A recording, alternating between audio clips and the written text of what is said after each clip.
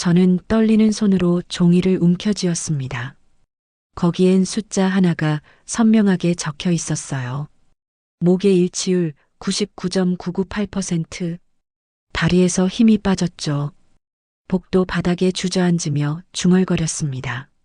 손녀. 정말 내 손녀였어. 17년이야. 17년 동안 어디 있었던 거야? 목소리가 떨렸어요. 비서가 제 팔을 잡으며 말했습니다. 회장님, 진정하세요. 하지만 전 진정할 수가 없었어요. 아니, 어떻게 진정해? 내 딸이 남긴 아이들을 17년 동안 모르고 살았는데 눈물이 쏟아졌습니다. 평생 흘린 것보다 더 많은 눈물이 그날 쏟아졌어요. 민정아, 미안해. 정말 미안하구나. 엄마가 너무 미안해.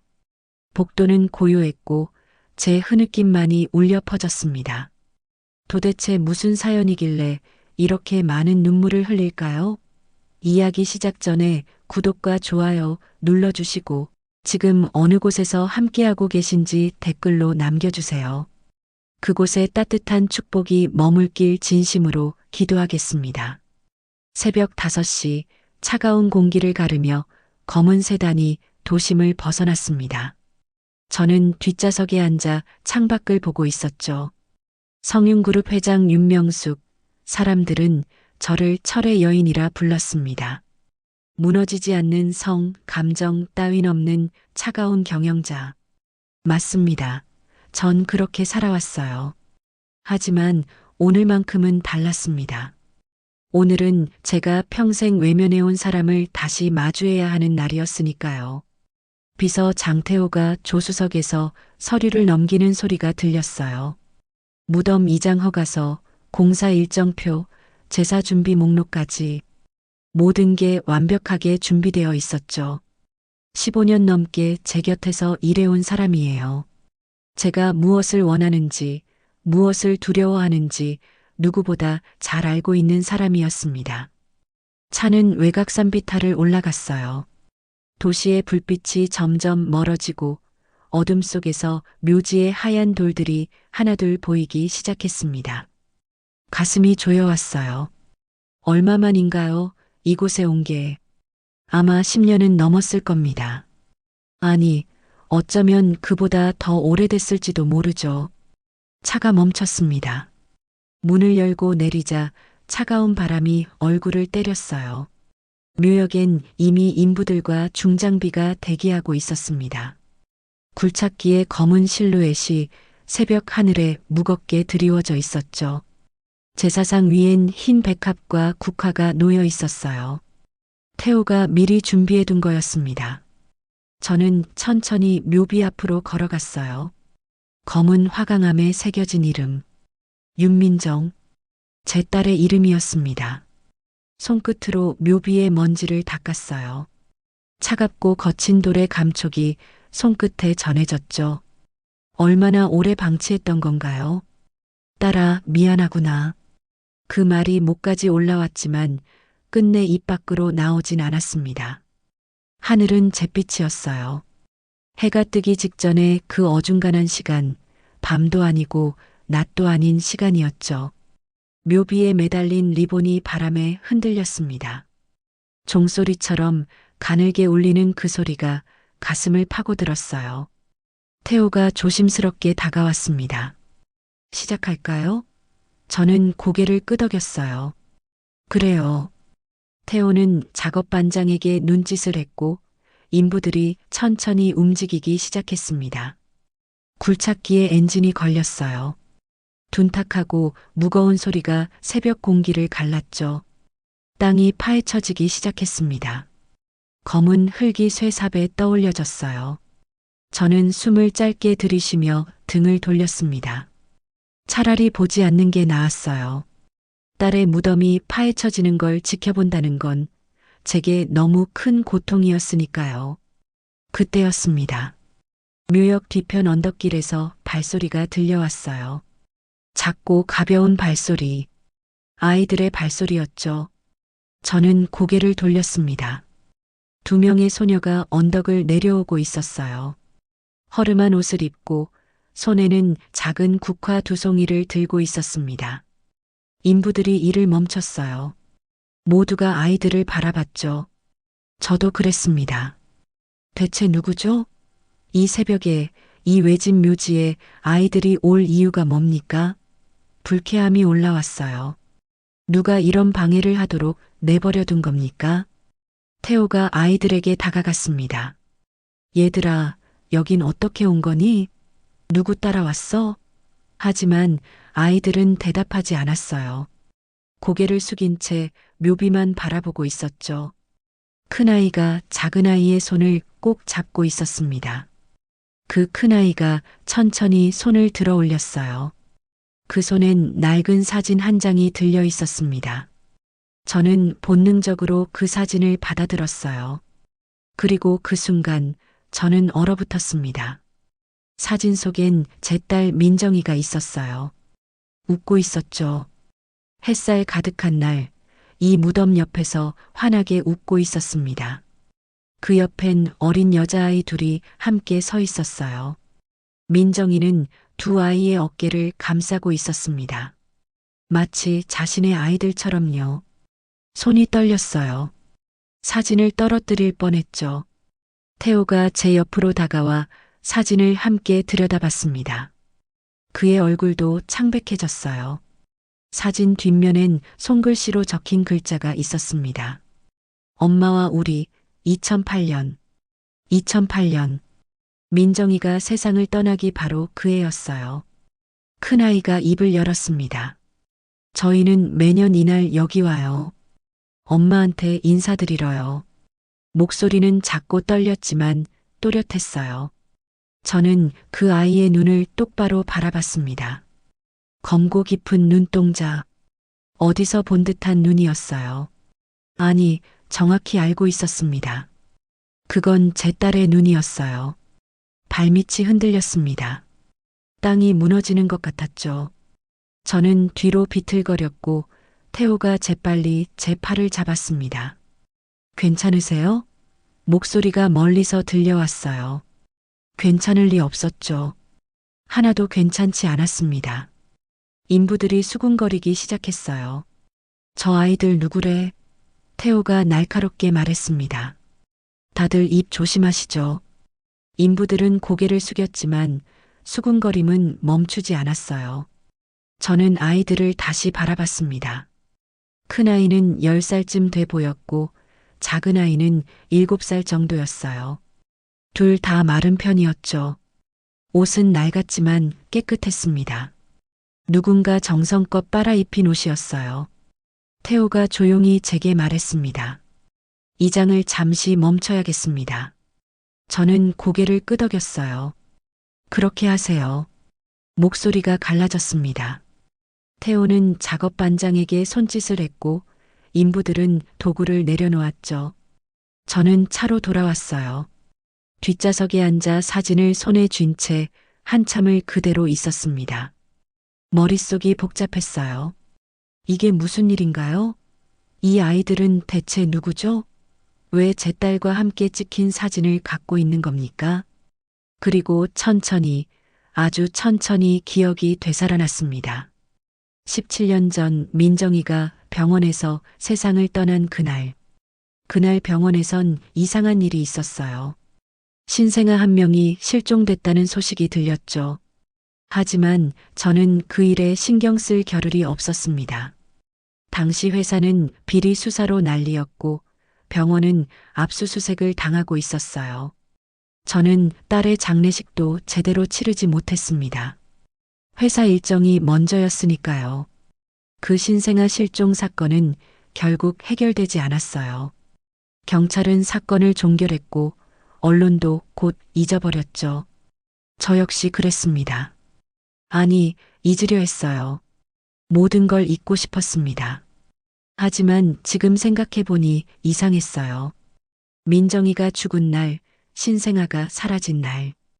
혹시 그 신생아가 민정이의 아이였던 건 아닐까요? 그리고 혹시 저 아이들이 가슴이 두근거렸습니다. 아니야, 말도 안 돼. 저는 고개를 저었어요. 하지만 사진 속 민정이의 미소가 자꾸 떠올랐습니다. 그리고 큰아이의 눈동자. 민정이와 똑같은 그 눈. 태호가 차 문을 열고 탔습니다. 당시 병원 기록을 조회해 보겠습니다. 저는 고개를 끄덕였어요. 그래요, 그렇게 하세요. 빨리요. 태호는 곧바로 노트북을 꺼내 작업을 시작했습니다. 제 지시 없이도 무엇을 해야 할지 아는 사람이었어요. 1시간쯤 지났을까요? 태호가 화면을 저에게 보여줬습니다. 이것 좀 보시죠. 화면엔 오래된 수사 기록이 떠 있었어요. 신생아 실종 사건 관련 내부 문건이었습니다. 당시 병원 간호사 한 명이 의심을 받았다고 적혀 있었어요. 그 간호사는 보육원 기부 명목으로 아기를 어디론가 넘긴 정황이 있었다고 했습니다. 하지만 증거 불충분으로 종결됐죠. 그 보육원은 지금 폐쇄됐다고 했어요. 태호가 계속 설명했습니다. 그 보육원 출신 아이들 명단을 확인했습니다. 그중 2명의 여자아이가 있는데 출생 기록이 특이합니다. 모친은 사망, 부친은 미상으로 돼 있어요. 그리고 입소 날짜가 정확히 민정 양이 돌아가신 다음 날입니다. 저는 숨이 막혔어요. 손녀, 제 손녀일 수도 있다는 말인가요? 태호는 대답하지 않았습니다. 하지만 그의 표정이 모든 걸 말해주고 있었죠. 밤이 됐어요. 저는 집으로 돌아왔지만 잠을 이룰 수 없었습니다. 창밖엔 비가 내리기 시작했어요. 빗소리가 유리창을 두드렸죠. 저는 침대에 앉아 사진을 계속 들여다봤습니다. 민정아, 넌 나한테 뭘 숨긴 거니? 왜 말하지 않은 거야? 하지만 답은 이미 알고 있었어요. 민정이는 말하지 않은 게 아니었습니다. 제가 듣지 않았던 거죠. 제가 관심이 없었던 겁니다. 딸이 무슨 이야기를 하려 해도 저는 늘 회사 일로 바빴어요. 늘 미안하다고 나중에 시간 날 때 이야기하자고 했죠. 하지만 그 나중은 오지 않았습니다. 창밖의 빗소리가 점점 거세졌어요. 마치 민정이가 우는 소리 같았습니다. 저는 사진을 가슴에 꼭 안았어요. 그리고 처음으로, 정말 처음으로 후회했습니다. 제가 살아온 모든 순간을요. 다음 날 아침 저는 결심했어요. 확인해야 했습니다. 저 아이들이 정말 제 손녀인지 반드시 알아내야 했어요. 태호를 불렀습니다. 법무팀을 동원하세요. DNA 검사를 진행합니다. 비밀이에요. 태호는 잠시 망설이다 고개를 끄덕였습니다. 알겠습니다. 수아와 다오는 보호시설로 임시 이동됐어요. 검사를 위해서였죠. 아이들은 무슨 일인지 몰랐을 겁니다. 그저 큰 차에 태워져 낯선 곳으로 가는 것뿐이었으니까요. 제 가슴이 아팠어요. 하지만 어쩔 수 없었습니다. 진실을 알아야 했으니까요. 그런데 문제가 생겼어요. 기자 한 명이 그 현장을 포착한 겁니다. 성윤 회장, 고아 자매 비밀 검사. 기사 제목이 포털 사이트 메인에 떴어요. 댓글이 폭발했습니다. 저 아이들 뭐래? 회장이랑 무슨 관계야? 숨겨진 가족 아니야? 저는 홍보팀장을 불러 소리쳤습니다. 당장 기사 내려요. 댓글 관리는 뭐 하는 거예요? 전부 정리해. 홍보팀장은 고개를 숙였어요. 죄송합니다, 회장님. 하지만 이미 퍼진 뒤입니다. 통제가 안 됩니다. 회사 주가가 떨어지기 시작했어요. 오전 시가부터 하락세였죠. 이사회에서 전화가 빗발쳤습니다. 회장님, 이게 대체 무슨 일입니까? 해명을 하셔야죠. 언론 대응은 어떻게 할 겁니까? 하지만 저는 뭐라 말해야 할지 몰랐어요. 아직 확인되지도 않은 일을 어떻게 설명하죠? 더 큰 충격이 왔습니다. 내부 직원 중 한 명이 언론에 제보한 거예요. 회장이 비밀리에 DNA 검사를 지시했다고 17년 전 신생아 실종 사건과 연관이 있을 거라고 말이죠. 이제 기자들은 과거까지 파헤치기 시작했습니다. 17년 전 그날 병원에서 무슨 일이 있었는지 저는 집무실 창밖을 바라봤어요. 저 아래 회사 정문엔 이미 기자들이 몰려 있었습니다. 카메라를 들고 저를 기다리고 있었죠. 제가 쌓아 올린 모든 것이 무너지고 있었어요. 성윤그룹 회장 윤명숙, 철의 여인, 무너지지 않는 성. 하지만 지금 전 무너지고 있었습니다. 태호가 들어왔어요. 얼굴이 창백했습니다. 회장님, 이사회에서 임시 이사회 소집을 요구했습니다. 저는 비웃었어요. 회장 퇴진 안건이겠죠? 태호는 대답하지 않았습니다. 침묵이 답이었어요. 이상했습니다. 두렵지 않았어요. 오히려 후련했죠. 이제야 끝나는 건가 싶었습니다. 제가 평생 짊어지고 살아온 무게가 이제 내려놓아질 것 같았어요. 회사도 명예도 권력도 이제 아무 의미가 없었습니다. 며칠이 지났어요. 저는 회사에 나가지 않았습니다. 집에만 있었죠. 사진을 계속 들여다봤어요. 민정이와 두 아이가 함께 웃고 있는 사진. 이 아이들이 정말 제 손녀라면? 그럼 전 어떻게 해야 하죠? 병원에서 연락이 왔습니다. 검사 결과가 나왔다고 했어요. 저는 직접 병원으로 갔습니다. 태호가 운전을 했죠. 차 안은 조용했어요. 아무도 말하지 않았습니다. 병원 복도는 텅 비어 있었어요. 의사가 봉투를 건넸습니다. 결과입니다. 저는 떨리는 손으로 봉투를 받았어요. 천천히 찢었죠. 종이를 꺼냈습니다. 숫자가 보였어요. 목의 일치율 99.998%. 다리에서 힘이 빠졌어요. 저는 뒤로 비틀거렸고 태호가 제 팔을 잡았습니다. 회장님. 하지만 저는 그의 목소리가 들리지 않았어요. 귀가 멍했습니다. 가슴이 터질 것 같았죠. 손녀. 제 손녀였어요. 저 아이들은 정말 제 손녀였습니다. 민정이의 아이들. 17년 동안 제가 외면하고 살았던 아이들이었어요.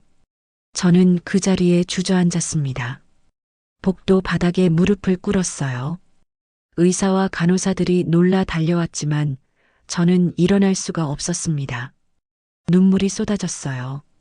제 평생 흘린 것보다 더 많은 눈물이 그날 쏟아졌죠. 민정아, 미안해. 정말 미안하구나. 엄마가 미안해. 중얼거렸어요. 계속 중얼거렸습니다. 태호가 제 어깨를 감싸며 일으켜 세웠어요. 일단 차로 가시죠. 저는 비틀거리며 일어났습니다. 차 안에서도 계속 울었어요. 태호는 아무 말도 하지 않았습니다. 그냥 조용히 운전만 했죠. 차는 회사가 아닌 제 집으로 향했어요. 집에 도착했습니다. 저는 소파에 앉아 천장을 바라봤어요. 민정이의 장례식 날이 떠올랐습니다. 관이 닫히던 순간 전자리를 떠났었죠. 회사에 급한 일이 있다고 했어요. 장례식보다 회사가 먼저였습니다. 이제 생각해보니 민정이는 제게 뭔가 말하려 했던 것 같아요. 병원에 입원했을 때 여러 번 절 찾았다고 들었어요. 하지만 정 가지 않았습니다. 바쁘다고 나중에 가겠다고 했죠. 그 나중은 오지 않았어요. 민정이는 혼자 죽었습니다. 아무도 곁에 없이요. 가슴이 찢어지는 것 같았어요. 숨을 쉴 수가 없었습니다. 심장이 너무 빨리 뛰었죠. 저는 가슴을 움켜쥐었어요. 그리고 그 순간 모든 게 깜깜해졌습니다. 깨어났을 땐 병원이었어요. 천장이 하얗게 보였죠. 의료진이 저를 둘러싸고 있었습니다. 태호가 제 손을 잡고 있었어요. 정신 차리세요. 의사가 말했습니다. 과로와 극심한 스트레스로 쓰러지셨습니다. 당분간 안정이 필요해요. 저는 천장을 멍하니 바라봤어요. 안정이요? 어떻게 안정을 취하죠? 제 손녀들은 지금 어디 있나요? 저 아이들은 지금 무슨 생각을 하고 있을까요? 태호가 조용히 말했습니다. 보호시설에서 연락이 왔습니다. 아이들이 많이 불안해한답니다. 검사 결과를 알려줘야 할지 물어왔어요. 알려주세요. 저는 힘없이 말했어요. 사실대로 다 알려주세요. 그리고 제가 가겠다고 전해주세요. 태호는 고개를 끄덕였습니다. 병원복도 밖이 시끄러웠어요. 저는 문틈으로 소리를 들었습니다. 이사회 관계자들이었죠. 후임 이야기를 하고 있었어요. 누가 다음 회장이 될 것인가, 지분은 어떻게 정리할 것인가. 태호가 문을 열고 나가 그들을 향해 걸어갔어요. 날카로운 목소리가 들렸습니다. 지금 회장님 병실 앞입니다. 조용히 하시죠. 발소리가 멀어졌어요. 태호가 돌아와 의자에 앉았습니다. 저는 그를 바라봤어요. 태호 씨, 네. 전 나쁜 사람인가요? 태호는 잠시 침묵했습니다. 그리고 천천히 입을 열었어요. 회장님은 강한 사람이십니다. 하지만 강한 것과 옳은 것은 다르죠. 맞는 말이었어요. 저는 평생 강하게 살았습니다. 하지만 옳게 살진 못했죠. 딸을 외면했고 손녀의 존재조차 몰랐어요. 이게 무슨 할머니입니까? 태호가 제 손을 잡았습니다. 아직 늦지 않았습니다. 두 손녀가 기다리고 있어요. 이제라도 가족이 되실 수 있어요. 그 말에 눈물이 또 흘렀어요. 가족. 얼마나 오래 그 말을 잊고 살았던가요? 저에게 가족이란 짐이었고 의무였어요. 사랑이 아니었습니다. 하지만 이젠 달라져야 했어요. 이젠 정말 가족이 되고 싶었습니다. 며칠 뒤 저는 퇴원했어요. 휠체어를 타고 차에 올랐습니다. 태호가 운전대를 잡았죠. 보육원으로 가시는 겁니까? 네, 가요. 더 늦기 전에요. 차는 도심을 벗어나 외곽으로 향했습니다. 보육원은 조용한 주택가에 있었어요. 낮은 건물이었지만 깨끗했습니다. 마당엔 아이들이 놀고 있었죠. 그네를 타는 아이, 공을 차는 아이. 평화로운 풍경이었어요. 차가 멈췄습니다. 그런데 정문 앞엔 기자들이 몰려 있었어요. 회장님, 한 말씀 해주세요. 아이들과 무슨 관계십니까? 카메라 플래시가 터졌죠. 저는 아무 말도 하지 않았습니다. 태호가 휠체어를 밀며 천천히 정문으로 향했어요. 기자들이 길을 막았습니다. 회장님, DNA 검사 결과가 어떻게 나왔습니까? 정말 손녀가 맞습니까? 태호가 날카롭게 말했어요. 비켜주시죠. 하지만 기자들은 물러서지 않았습니다. 저는 휠체어를 멈추고 고개를 들었어요. 기자들을 바라봤죠. 그리고 천천히 입을 열었습니다. 오늘은 말씀드릴 게 없습니다. 다만 한 가지만 말씀드리죠. 전 지금 제 가족을 만나러 갑니다. 그게 전부예요. 기자들이 웅성거렸어요. 가족이라니요? 그럼 정말 손녀가 맞다는 겁니까? 하지만 저는 더 이상 대답하지 않았습니다. 태호가 휠체어를 밀어 정문을 통과했어요. 보육원 안은 조용했습니다. 복도를 지나가자 아이들이 저를 쳐다봤어요. 하지만 곧 시선을 돌렸죠. 어떤 아이는 숨었고 어떤 아이는 고개를 숙였습니다. 낯선 어른이 무서웠을 거예요. 원장이 나와 인사했습니다. 어서 오세요, 회장님. 아이들은 안쪽 방에 있어요. 많이 긴장하고 있답니다. 저는 고개를 끄덕였어요. 그럴 거예요. 저도 긴장되니까요. 복도 벽엔 아이들이 그린 그림들이 붙어 있었어요. 크레파스로 그린 집, 해, 가족들. 색연필로 그린 나무와 꽃들. 그중 한 그림이 눈에 들어왔습니다. 무덤 앞에 선 세 사람의 그림이었어요. 어른 한 명과 아이 둘. 제 가슴이 뜨거워졌습니다. 문 앞에 섰어요. 태호가 문을 열었습니다. 안에는 두 소녀가 나란히 앉아 있었어요. 큰아이 수아와 작은아이 다온. 둘 다 깨끗하게 빗은 머리에 단정한 옷을 입고 있었죠. 저를 보고 놀란 표정을 지었습니다. 저는 가방에서 작은 상자를 꺼냈어요. 손이 떨렸습니다. 상자를 여는데 한참이 걸렸죠. 그 안엔 민정이의 유품이 들어 있었어요. 은색 머리핀, 작은 반지, 그리고 가족 사진 한 장. 사진을 수아에게 내밀었습니다. 이거 내가 갖고 있던 사진이랑 같은 날 찍은 거야. 수아는 조심스럽게 사진을 받아들었어요. 다온이 언니 옆으로 바짝 붙어 사진을 들여다봤죠. 사진 속엔 어린 민정이가 있었습니다. 저와 남편과 함께 찍은 가족 사진이었어요. 민정이가 5살 때였죠. 바닷가에서 찍은 사진이었습니다. 민정이는 모래성을 만들며 웃고 있었어요. 그때는 행복했습니다. 회사가 크기 전이었고 저는 아직 딸과 시간을 보낼 수 있었어요. 수아가 저를 올려다봤습니다. 눈에 눈물이 고여 있었어요. 할머니, 맞으세요? 저는 고개를 끄덕였습니다. 그래, 맞아. 나는 너희 할머니야. 다온이 울음을 터뜨렸어요. 작은 어깨가 들썩였습니다. 수아도 눈물을 흘리기 시작했죠. 저도 참을 수가 없었어요. 눈물이 주르륵 흘러내렸습니다. 수아가 떨리는 목소리로 물었어요. 저희 버림받은 거 아니에요? 엄마가 저희를 버린 거 아니죠?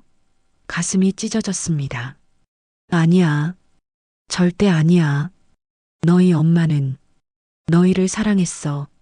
정말 많이 사랑했단다.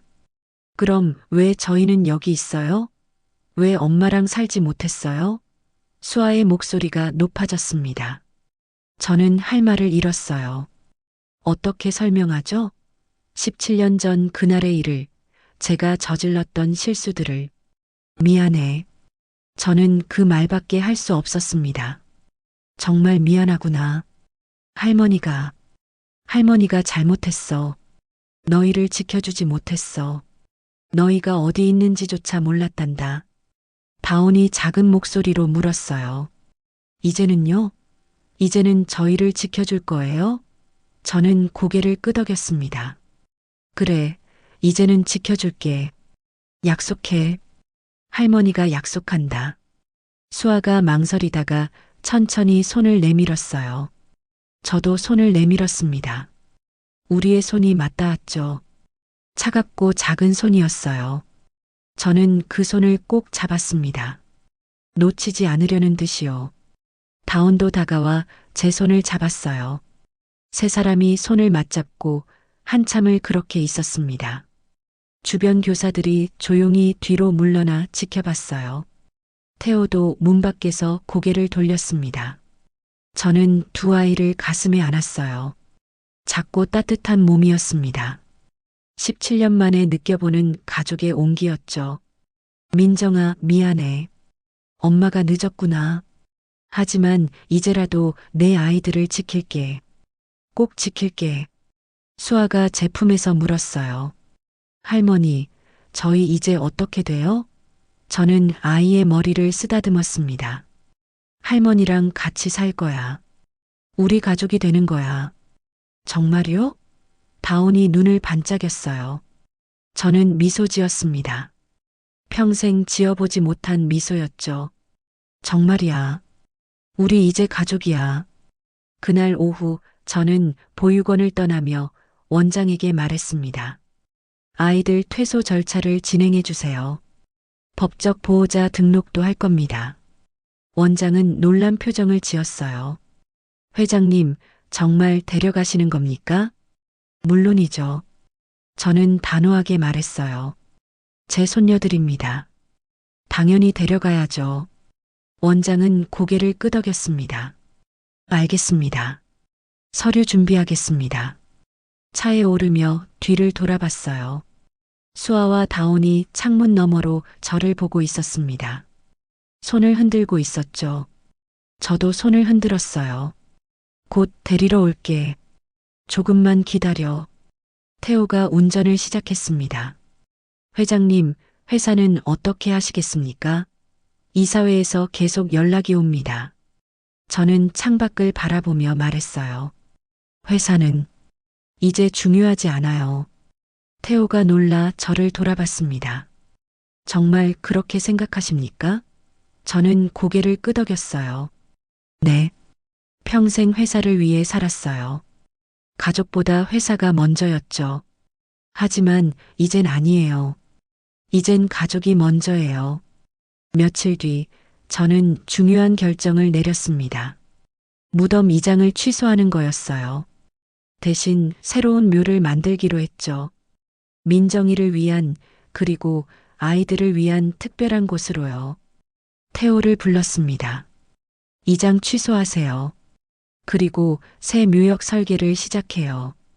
태호가 놀란 표정을 지었어요. 새로 만드신다고요? 네, 직접 설계할 거예요. 민정이가 좋아할 만한 곳으로요. 조경 전문가와 건축가를 불렀습니다. 회의실에 모여 설계도를 펼쳤어요. 전 제 생각을 하나하나 설명했습니다. 묘비는 따뜻한 느낌의 연한 대리석으로 해주세요. 주변엔 민정이가 좋아하던 백합을 심고요. 벤치도 하나 놓아주세요. 아이들이 와서 앉을 수 있게요. 그리고 한 가지 더요. 저는 설계도 옆에 메모를 적었습니다. 묘비 옆에 작은 기념비를 세워주세요. 거기에 수아와 다온이의 이름을 새겨주세요. 건축가가 물었어요. 두 손녀분 이름 말씀이십니까? 네, 맞아요. 기념비엔 이렇게 새기고 싶어요. 저는 종이에 글귀를 적었습니다. 사랑하는 딸 민정, 그리고 그녀가 남긴 희망 수아와 다온. 영원히 우리 가족. 건축가가 고개를 끄덕였어요. 아름다운 문구입니다. 공사가 시작됐어요. 인부들이 밤낮 없이 일했습니다. 저는 매일 현장을 방문했어요. 휠체어를 타고 공사 진행 상황을 확인했죠.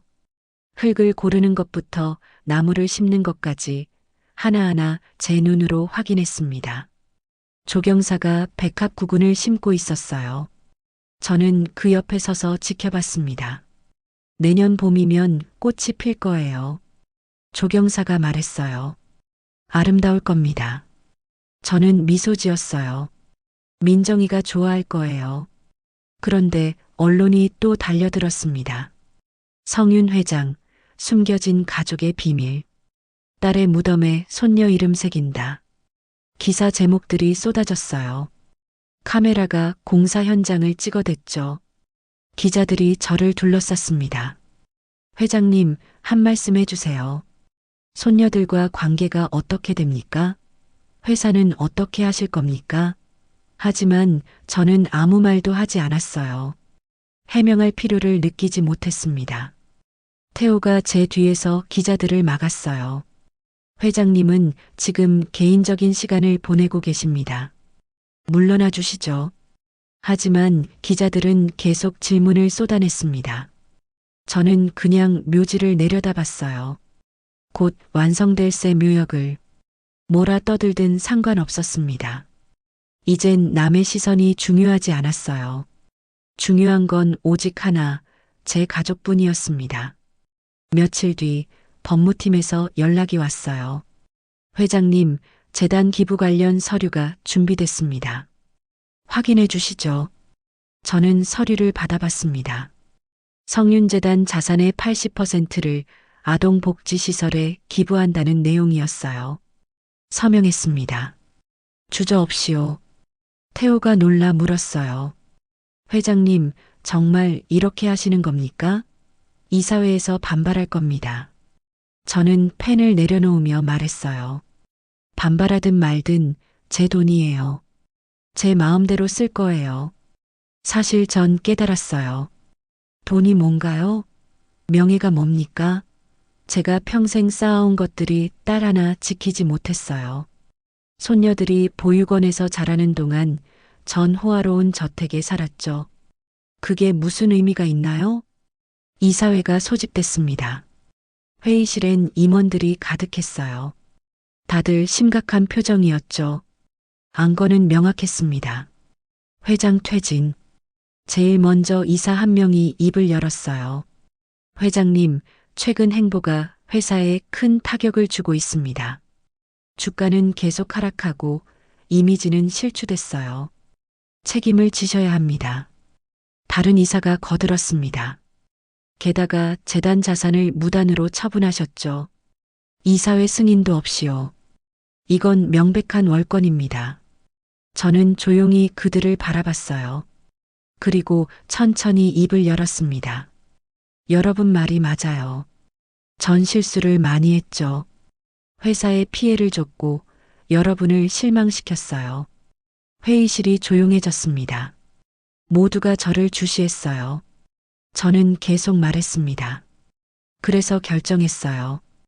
회장직에서 물러나겠습니다. 술렁임이 일었어요. 정말입니까? 언제요? 저는 가방에서 사표를 꺼냈습니다. 오늘이요. 지금 당장이에요. 사표를 탁자 위에 놓았어요. 이사들이 웅성거렸습니다. 한 이사가 물었어요. 후임은 어떻게 하실 겁니까? 저는 태호를 바라봤습니다. 장태호 비서를 추천해요. 그가 저보다 훨씬 나은 경영자가 될 겁니다. 태호가 놀라 저를 쳐다봤어요. 회장님, 그건... 저는 고개를 저었습니다. 잘할 수 있어요. 저보다 인간적이고 저보다 현명하니까요. 회의실을 나왔습니다. 복도를 걸으며 뒤를 돌아보지 않았어요.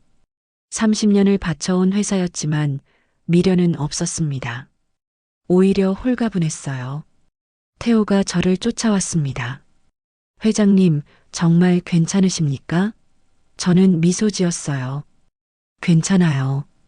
이제야 자유로워진 것 같아요. 며칠 뒤 수아와 다온을 데리러 갔습니다. 보육원 앞에 차를 세웠어요. 아이들은 짐을 챙겨 나왔습니다. 크지 않은 가방 하나가 전부였죠. 탈 준비됐니? 저는 차 문을 열며 물었어요. 수아가 고개를 끄덕였습니다. 네, 할머니.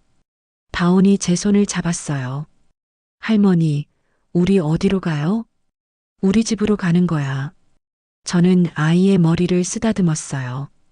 이제 그곳이 너희 집이기도 해. 차는 도심을 벗어나 시골로 향했습니다. 제가 새로 마련한 집이 있었어요.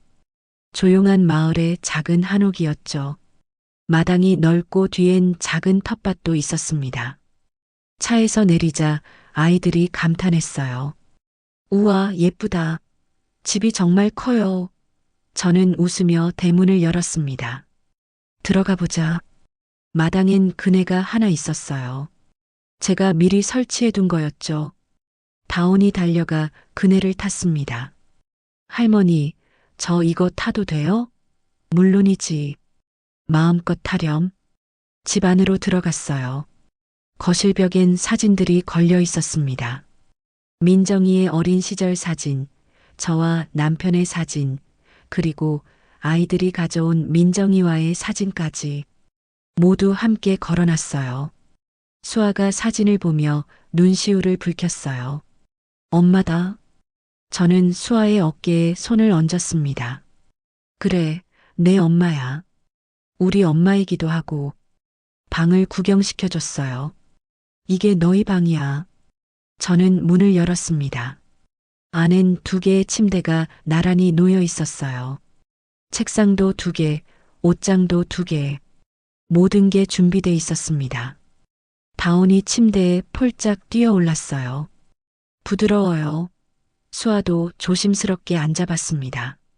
정말 우리 방이에요? 저는 고개를 끄덕였어요. 그럼 너희 방이지. 그날 저녁 처음으로 가족 식사를 했습니다. 제가 직접 만든 저녁이었어요. 서툴렀지만 정성껏 준비했죠. 된장찌개, 제육볶음, 그리고 아이들이 좋아한다는 김치전까지. 수아가 조심스럽게 물었어요. 할머니가 직접 만드신 거예요? 저는 웃으며 대답했습니다. 그래, 할머니가 만들었어. 맛이 어때? 맛있어요. 다온이 밥을 한 숟가락 크게 떠먹으며 말했어요. 저는 그 모습을 보며 가슴이 뜨거워졌습니다. 이렇게 평범한 행복이 이렇게 소중한 줄 몰랐어요. 시간이 흘렀습니다. 계절이 바뀌고 또 바뀌었어요. 봄이 오면 마당엔 백합이 피었고 여름이면 아이들과 텃밭을 가꿨습니다. 가을엔 함께 낙엽을 쓸었고 겨울엔 눈사람을 만들었죠. 수아는 학교에 다니기 시작했어요. 처음엔 적응이 힘들었습니다. 친구들이 물어봤죠. 부모님은 어디 계셔? 수아는 대답하기 어려워했어요. 하지만 점차 익숙해졌습니다. 우리 할머니랑 살아. 당당하게 말할 수 있게 됐죠. 다온은 그림에 재능이 있었어요. 매일 스케치북에 그림을 그렸습니다. 할머니 얼굴, 언니 얼굴, 우리 집 마당, 그리고 엄마 얼굴도요. 사진을 보며 엄마를 그렸어요. 어느 날 학교에서 그림 대회가 있었습니다. 다온이 참가하고 싶다고 했어요. 저는 당연히 응원했죠. 마음껏 그려봐. 결과는 놀라웠어요. 다온이 금상을 받았습니다. 시상식 날 저는 다온과 함께 학교에 갔어요. 단상에 선 다온은 떨리는 목소리로 말했습니다. 이 상을 우리 엄마와 할머니께 드리고 싶어요. 제 눈가가 뜨거워졌습니다. 다온이 그린 그림은 가족의 초상이었어요. 할머니와 언니와 자신, 그리고 하늘에서 내려다보는 엄마. 네 사람이 손을 잡고 있는 그림이었죠. 제목은 우리 가족이었습니다. 매주 일요일이면 저는 아이들과 묘지를 찾았어요. 새로 만든 민정이의 묘역으로요. 아이들은 엄마 무덤 앞에 꽃을 놓고 이야기를 했습니다. 엄마, 저 요즘 학교 잘 다녀요. 수아가 말했어요. 엄마, 저 그림상 받았어요. 다온이 자랑했죠. 저도 민정이에게 말했습니다. 민정아, 엄마가 아이들 잘 키우고 있어. 걱정 마. 바람이 불면 민정이가 대답하는 것 같았어요. 고마워요, 엄마. 묘비 옆에 기념비엔 정말로 아이들 이름이 새겨져 있었습니다. 사랑하는 딸 민정, 그리고 그녀가 남긴 희망 수아와 다온. 영원히 우리 가족. 수아가 기념비를 쓰다듬으며 물었어요. 할머니, 우리 정말 가족이죠? 저는 고개를 끄덕였습니다. 당연하지. 영원히 가족이야. 어느 새벽 저는 꿈을 꿨어요. 민정이가 나타났습니다. 젊고 아름다운 모습이었죠. 엄마처럼 웃고 있었어요. 엄마 고마워요. 아이들 부탁해요. 민정이가 말했습니다. 저는 대답했어요. 걱정 마, 딸아. 엄마가 꼭 지킬게. 민정이가 손을 흔들며 사라졌습니다. 저는 눈을 떴어요. 창밖은 환했습니다. 해가 떠오르고 있었죠. 새로운 하루가 시작되는 순간이었어요. 부엌으로 가서 아침을 준비했습니다. 수아와 다온이 일어나면 함께 먹을 식사였어요. 된장국을 끓이고 계란을 구웠죠. 밥을 지으며 저는 생각했습니다. 이 평범한 일상이 얼마나 소중한지. 아이들이 일어났어요. 할머니, 좋은 아침이에요. 다온이 달려와 안겼습니다. 저는 아이를 안으며 웃었어요. 좋은 아침이야, 우리 손녀. 수아가 밥상을 차렸습니다. 이젠 제법 능숙했어요. 숟가락과 젓가락을 놓고 물잔을 채웠죠. 할머니, 앉으세요. 저는 자리에 앉았습니다. 세 사람이 둘러앉은 밥상. 이보다 더 행복할 순 없었어요. 식사를 하며 다온이 물었습니다. 할머니, 오늘 뭐해요? 저는 생각해 봤어요. 오늘은 날씨가 좋으니까 산책 갈까? 놀이터도 가고. 좋아요. 아이들이 환호했습니다. 저는 웃으며 밥을 한 숟가락 떠먹었어요. 이런 게 행복이구나. 처음 알았습니다. 식사 후 설거지를 하는데 문 두드리는 소리가 들렸어요. 수아가 문을 열었습니다. 태호였어요. 오랜만에 찾아온 거였죠. 회장님, 아니 명숙 씨. 태호가 웃으며 인사했습니다. 저도 웃으며 맞았어요. 어서 와요. 차 한잔하고 가세요. 거실에 앉아 차를 마셨습니다. 태호가 물었어요. 요즘 어떻게 지내세요? 저는 창밖을 바라보며 대답했습니다. 좋아요. 평생 이렇게 행복해 본 적 없어요. 회사는 잘 되고 있나요? 제가 물었죠. 태호가 고개를 끄덕였습니다. 잘 되고 있습니다. 걱정 마세요. 주가도 회복됐고 새 프로젝트도 순조로워요. 다행이네요. 저는 진심으로 말했어요. 태호가 저를 바라봤습니다. 후회 안 하세요? 모든 걸 내려놓으신 거요. 저는 고개를 저었어요. 전혀요. 오히려 이제야 제대로 사는 것 같아요. 아이들이 뛰어왔습니다. 할머니, 나갈 준비 다 됐어요. 저는 일어서며 태호에게 말했어요. 같이 산책 가실래요? 태호가 웃으며 일어섰습니다. 영광이죠. 네 사람은 마을길을 걸었어요. 아이들은 앞서 뛰어가고 저와 태호는 천천히 뒤따랐죠. 바람이 불었습니다. 따뜻하고 부드러운 바람이었어요. 명숙 씨는 훌륭한 선택을 하셨어요. 태호가 말했습니다. 저는 고개를 끄덕였어요. 늦었지만요. 하지만 늦었다고 해서 안 하는 것보단 나아요. 맞는 말이에요. 태호가 동의했습니다. 가장 중요한 건 지금이니까요. 저는 앞서가는 아이들을 바라봤어요. 수아가 다온의 손을 잡고 뛰어가고 있었습니다. 햇살이 아이들의 머리카락을 비췄죠. 그 모습이 눈부셨습니다. 민정아, 보고 있니? 저는 마음속으로 말했어요. 내 딸들이 저렇게 잘 자라고 있어. 엄마가 책임질게. 끝까지 사랑할게. 저녁 때 집으로 돌아왔습니다. 태호는 작별 인사를 하고 떠났어요. 저는 아이들과 함께 저녁을 먹었죠. 오늘 하루도 행복했어요. 밤이 됐습니다. 아이들을 재웠어요. 수아의 이마에 다온의 볼에 입맞춤을 했습니다. 잘 자라, 우리 손녀들. 아이들은 평화롭게 잠들었어요. 저는 거실로 나와 소파에 앉았습니다. 벽에 걸린 사진들을 바라봤어요. 민정이의 사진, 아이들의 사진, 우리 가족의 사진. 모두 함께 있었습니다. 한때 저는 권력으로 세상을 지배했어요. 재벌 회장, 철의 여인. 무너지지 않는 성이라 불렸죠. 하지만 그 모든 게 무슨 소용이었나요?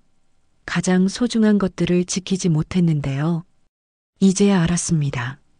진짜 힘은 권력이 아니라는 걸요.